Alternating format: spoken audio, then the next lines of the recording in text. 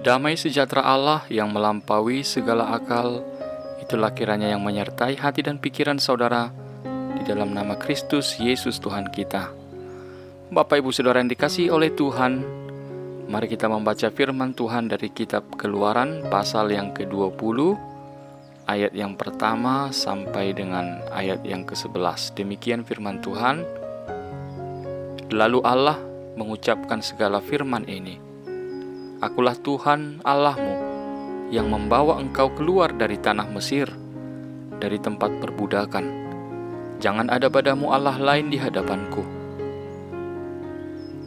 Jangan membuat bagimu patung yang menyerupai apapun yang ada di langit di atas, atau yang ada di bumi di bawah, atau yang ada di dalam air di bawah bumi. Jangan sujud menyembah kepadanya atau beribadah kepadanya. Sebab aku, Tuhan Allahmu, adalah Allah yang cemburu, yang membalaskan kesalahan bapa kepada anak-anaknya, kepada keturunan yang ketiga dan keempat dari orang-orang yang membenci aku. Tetapi aku menunjukkan kasih setia kepada beribu-ribu orang, yaitu mereka yang mengasihi aku dan yang berpegang pada perintah-perintahku. Jangan menyebut nama Tuhan Allahmu dengan sembarangan, sebab Tuhan akan memandang bersalah orang yang menyebut namanya dengan sembarangan. Ingatlah dan kuduskanlah hari Sabat. 6 hari lamanya engkau akan bekerja dan melakukan segala pekerjaanmu. Tetapi hari yang ke-7 adalah hari Sabat Tuhan Allahmu. Maka jangan melakukan sesuatu pekerjaan, engkau atau anakmu laki-laki, atau anakmu perempuan, atau hambamu laki-laki, atau hambamu perempuan, atau hewanmu, atau orang asing yang di tempat kediamanmu. Sebab 6 hari lamanya Tuhan menjadikan langit dan bumi, laut dan segala isinya, dan Ia berhenti pada hari ke-7. Itulah sebabnya Tuhan memberkati hari Sabat dan menguduskannya. Demikian firman Tuhan. Saudara yang kasih Tuhan, ke-10 firman atau 10 perintah Allah sangat mendasar dalam kehidupan kekristenan kita. Seperti ketika Tuhan memberikan ke-10 perintah ini kepada umat Israel. Bagi umat Israel, pemberian ke-10 perintah ini membuat mereka berbeda dari bangsa lainnya. Ketika bangsa-bangsa di sekitar mereka hidup dalam rasa takut, was-was, sebab mereka tidak bisa memperkirakan apa yang akan dilakukan oleh dewa mereka yang mereka sembah itu. Namun tidak seperti itu dengan umat Israel. Mereka menjadi bangsa yang lebih maju, sebab melalui ke-10 perintah ini, maka mereka telah mengetahui apa yang akan Allah kehendaki dan inginkan dari mereka. Dan melalui ke-10 perintah Allah ini, maka setiap saat mereka dapat mengetahui dan dapat mengevaluasi diri mereka di hadapan Tuhan, sehingga mereka dimudahkan untuk mengetahui apakah Tuhan berkenan atas hidup mereka atau tidak. Ke-10 perintah Tuhan ini menjadi pertanda keberadaan Allah yang hidup dan Allah yang benar ada di antara mereka. Dalam Perjanjian Baru kita dapat melihat bahwa Tuhan Yesus lebih lagi mempertegas ke-10 perintah Tuhan ini, yaitu perintah untuk mengasihi Allah dan mengasihi sesama manusia sebagai hukum yang utama dan yang terutama. Maka dalam nats ini kita akan lebih khusus lagi mendalami tentang hal mengasihi Allah. Kasihilah Tuhan Allahmu dengan segenap hatimu dan dengan segenap jiwamu dan dengan segenap akal budimu. Yaitu hukum yang pertama sampai dengan hukum yang keempat dari ke-10 perintah Tuhan itu. Dalam nats ini kita akan dapat melihat apa alasan yang menjadi dasar bagi kita untuk mengasihi Allah. Yang pertama adalah sebagai ucapan syukur. Umat Tuhan itu patut bersyukur sebab Allah memilih dan menjadikan mereka menjadi umat pilihannya. Tuhan memperhatikan dan menuntun umatnya sebagaimana yang telah Tuhan itu lakukan dengan menuntun mereka keluar dari perbudakan di Mesir.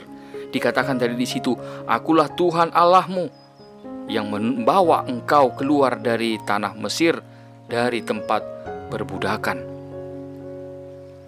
Tanpa campur tangan Tuhan dalam hidup umatnya, mereka bukan siapa-siapa. Mereka hanyalah budak yang menderita. Mereka bukan siapa-siapa jika bukan karena anugerah Tuhan yang memilih mereka menjadi umat pilihan yang dikuduskan oleh Tuhan. Maka dari sini kita belajar bahwa ketulusan kita mengasihi Allah adalah wujud dari ungkapan syukur kita oleh anugerahnya yang telah mengangkat kita, menjadikan kita anak-anak yang Dia kasihi. Kita mensyukuri kasih yang telah dicurahkan oleh Tuhan kepada kita melalui pengorbanan anaknya, Tuhan Yesus, yang telah mati di kayu salib, sehingga kita beroleh keselamatan. Yang terbesar dan yang terindah dalam hidup ini telah Tuhan berikan kepada kita, yaitu iman kepada Tuhan Yesus. Kasih kita kepada Allah adalah ungkapan syukur kita yang telah menganugerahkan kepada kita keselamatan. Alasan kedua, mengapa kita mengasihi Allah adalah karena Dialah Allah pencipta. Dikatakan tadi di situ, Tuhan menjadikan langit dan bumi, laut dan segala isinya. Allah sebagai pencipta memang layak mendapatkan pujian, hormat, dan kemuliaan dari yang diciptakannya. Jika kita bukan anak yang durhaka, maka selayaknya lah kita mengasihi Allah yang telah menciptakan kita. Tuhanlah yang memberi kita kehidupan, dan Tuhanlah yang memelihara kehidupan kita. Dan hidup kita itu ada di tangan Tuhan. Kesempatan hidup di dunia ini hanya sekali. Waktu yang lalu tidak akan dapat diulang kembali. Maka kita tidak akan mensia-siakan kehidupan yang telah Tuhan berikan kepada kita. Agar hidup yang diberikan oleh Tuhan ini bermakna, maka kita harus tetap terhubung dengan Allah pencipta kita, yaitu dengan mengasihinya dengan segenap hati, jiwa, dan akal budi kita. Tuhan Yesus berkata, "Tinggallah di dalam aku dan aku di dalam kamu. Sama seperti ranting tidak dapat berbuah dari dirinya sendiri kalau ia tidak tinggal pada pokok anggur. Demikian juga kamu tidak berbuah jikalau kamu tidak tinggal di dalam aku." Tuhan Yesus menegaskan agar hidup kita menghasilkan buah, maka kita harus tetap terhubung dengan Tuhan. Di Efesus pasal 2 ayat 10 dikatakan lagi, "Karena kita ini buatan Allah, diciptakan dalam Kristus Yesus untuk melakukan pekerjaan baik yang dipersiapkan Allah sebelumnya. Ia mau supaya kita hidup di dalamnya." Tuhan menciptakan kita karena Tuhan sudah punya rencana yang besar melalui hidup kita ini. Sehingga mengasihi Allah dalam hidup ini adalah jalan yang akan menghubungkan kita dengan rencana-rencana Tuhan yang besar di dalam kehidupan ini. Alasan ketiga, mengapa kita mengasihi Allah adalah karena Tuhan yang berkuasa atas kehidupan ini. Di satu sisi, Dia adalah Allah yang cemburu, yang membalaskan kesalahan kita. Namun di sisi lainnya, Dia adalah Allah yang menunjukkan kasih setianya bagi yang mengasihinya. Tuhan mengingatkan kita bahwa Dialah yang berkuasa membalaskan kesalahan kita dan juga yang berkuasa menunjukkan kasih setianya. Kita mengasihi Allah karena kita percaya bahwa Tuhan itu adil dalam hidup ini. Kita mengasihi Allah bukan karena kita takut mendapat hukuman, tetapi kita percaya akan kasih setia Tuhan yang akan menyertai perjalanan kehidupan kita. Inilah 3 alasan mengapa kita mengasihi Allah di dalam hidup kita ini, sehingga kita dapat melihat dasar-dasar kasih kita kepada Allah sebagaimana yang tertulis di dalam nats ini. Sehingga mengasihi Allah menjadi pondasi utama di dalam kehidupan umat Tuhan, menjadi pondasi utama dalam kehidupan kekristenan kita. Tanpa ada kesungguhan untuk mengasihi Allah, maka tidak akan mungkin kita dapat mentaati hukum Tuhan yang lainnya. Kita tidak akan dapat mengasihi sesama kita manusia jika kita tidak mengasihi Allah. Tidak akan mungkin kita menjalankan kehidupan yang seturut dengan kehendak Tuhan jika kita tidak mengasihi Tuhan yang telah menetapkan aturan untuk kita lakukan itu. Sebagaimana yang Tuhan Yesus katakan, bahwa mengasihi Allah dengan segenap hati, jiwa, dan akal budi adalah hukum yang utama dan yang terutama. Jika Tuhan Yesus katakan yang terutama, berarti hendak menekankan betapa pentingnya mengasihi Allah. Karena itulah yang menjadi dasar hubungan kita manusia dengan Allah. Tanpa memiliki kasih yang dalam kepada Allah, maka akan sulit bagi kita untuk menjadi orang yang taat, yang setia kepada setiap firman yang diajarkan dan yang diperintahkan oleh Tuhan untuk kita lakukan dalam hidup ini. Jika saya tidak mengasihi Allah, maka saya tidak akan dapat mengasihi diri sendiri dan juga mengasihi sesama manusia dengan benar. Kasih kita kepada diri sendiri, kepada sesama manusia hanya akan terbatas pada naluri kehidupan kita yang berdosa ini saja. Namun ketika saya mengasihi Allah, maka saya akan memiliki kasih yang tidak terbatas seperti besarnya kasih Tuhan kepada kita manusia. Maka firman Tuhan menekankan kepada kita bagaimana hubungan pribadi kita dengan Tuhan. Seperti yang dikatakan oleh Tuhan Yesus, tinggallah di dalam aku dan aku di dalam kamu. Sebab bagaimana kita bisa mentaati segala perintah Tuhan jika kita tidak sungguh-sungguh mengasihi Allah? Saudaraku yang dikasihi oleh Tuhan, dalam perintah Tuhan yang pertama sampai dengan yang keempat, kita akan menemukan pedoman bagi kita untuk melihat dan mengevaluasi bagaimana kesungguhan kasih kita kepada Allah. Jika kita mengasihi Allah, maka yang pertama, tidak ada Allah lain yang kita sembah selain daripada Tuhan. Artinya bahwa kita hanya mempercayakan hidup kita kepada Tuhan saja.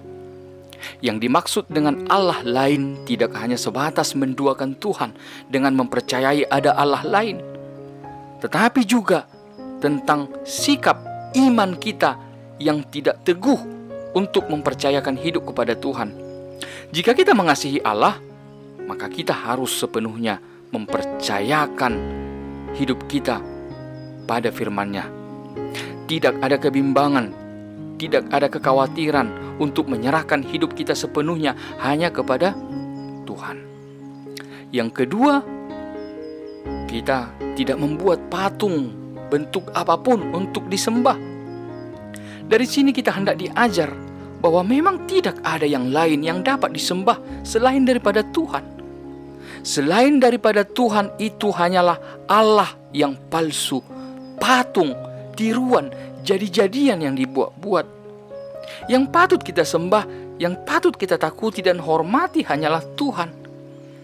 Maka jika kita mengasihi Allah, maka yang patut kita sembah dan takuti itu hanya Tuhan, tidak ada yang lain. Dan yang ketiga adalah kita tidak menyebut nama Tuhan dengan sembarangan. Nama Tuhan bukan untuk dipermainkan, sebab nama Tuhan adalah kudus. Apakah kita menguduskan nama Tuhan dalam hidup kita ini? Atau justru kita merendahkan nama Tuhan dengan sikap hidup kita yang tidak benar? Seperti seorang anak yang mempermalukan nama orang tuanya karena kelakuannya. Jika kita menyebut nama Tuhan dalam doa, maka kita juga akan menghormati Tuhan dalam perbuatan kita. Itulah orang yang mengasihi Allah. Ketika kita mengasihi Allah, maka kita tidak hanya menyebut nama Tuhan di dalam doa kita. Kita tidak hanya menyebut nama Tuhan dalam pujian kita, tetapi kita menyebut nama Tuhan di dalam sikap, perilaku, dan tindakan kita. Dan yang keempat, kita mengingat dan menguduskan hari Sabat. Wujud dari kasih kita kepada Tuhan tidak akan lepas dari kerinduan kita bersekutu dengannya.